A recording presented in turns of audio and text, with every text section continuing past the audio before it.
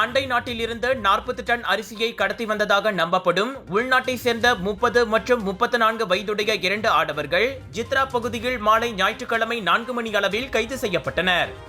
Kelantan Rantau Panchang மூலமாக அவர்கள் அந்த அரிசியை கடத்தியிருப்பது தெரிய வந்துள்ளதாக பேரா உலுக்கிந்தா பொது நடவடிக்கை பிரிவின் கொமாண்டர் முதுநிலை துணை கமிஷனர் ஷாரும் அஷீம் தெரிவித்தார். இந்த அரிசியை மீண்டும் பொட்டலமிடுவதற்காக ஜித்ராவில் உள்ள ஒரு தொழிற்சாலைக்கு அவர்கள் கொண்டு சென்றதாக நம்புகிறோம் என இன்று வெளியிட்ட அறிக்கையில் அவர் தெரிவித்தார்.